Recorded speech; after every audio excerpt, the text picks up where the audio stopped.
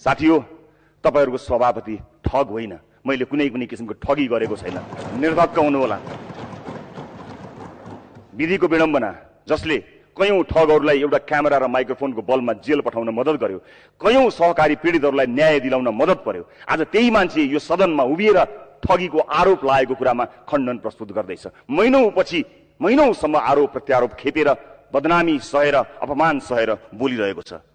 दीप श्रेष्ठको एउटा गीत छ र भनिएको छ, आमा यिनीहरूले जेसुकै भनुन् म बहुला होइन, मैले बोल्न नहुने केही बोलेको छैन, मैले गर्न नहुने केही गरेको छैन, यिनीहरूले जेसुकै भनुन् म बहुला होइन। मैले यो गीतको दृष्टान्त मात्र सम्झन खोजेको।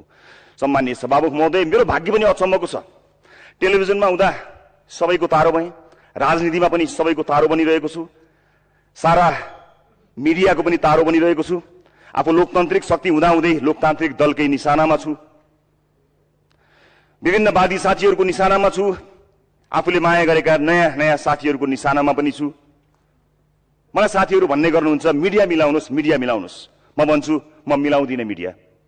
म जनताका लागि विद्यालय अस्पताल मिलाउन आएको हुँ, म नमिलेका कानूनका धाराहरू मिलाउन आएको हुँ, म अनुसन्धान गर्दा गर्दै रोकिएका फाइलहरू अगाडि बढाउने व्यवस्था मिलाउन आएको हुँ। म मिडिया मिलाउन आएको होइन, म मिडिया मिलाउँदिन सभामुख महोदय। बाँसबारी मिलाए, बाल मन्दिर मिलाए, टिकापुर मिलाउँछु, तर म मिडिया मिलाउन आएको होइन सभामुख महोदय। टिकापुर मिलाउँछु, हायात मिलाउँछु, तर मिडिया मिलाउन सक्दिन सभामुख महोदय। तल्लो तहका कर्मचारीहरूको 16 वर्षीय अवकाश, प्रहरी कर्मचारीहरूको 16 वर्षीय अवकाश मिलाउँछु, तर म मिडिया मिलाउन सक्दिन सभामुख महोदय। मेरो टाउकोमाथि धेरै तरवारहरू छन् सभामुख महोदय।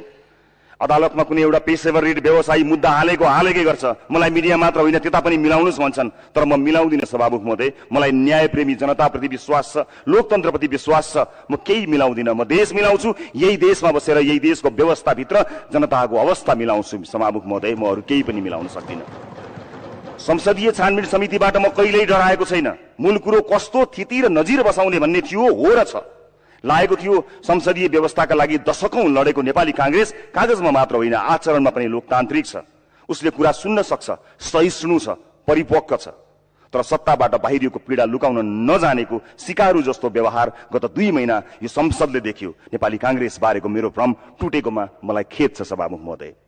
ममाथि लागेका आरोपहरू बारे मैले जवाफ दिन पाउनुपर्छ भन्न पनि सुनवाई भएन। निरन्तर पेलियो, हामी अपमानित हुँदै पनि सयौं। राति प्रधानमन्त्री बन्दिनुहोस् भनेर दैलो चार्ने, दिउँसो सदनमा उफ्रने रुटिन देख्यौं। आज यहाँ उभिँदै मेरो यो ऐलान छ कि प्रमुख दलहरू बीच सहमति हुन्छ भने संसदीय समिति कस्तो बनाउने हो बनाउनुस्। म परीक्षित हुन कुनै पनि अवस्थामा तयार थिए र छु, तर यो निश्चित विधिमा टेकेर नयाँ परम्परा तय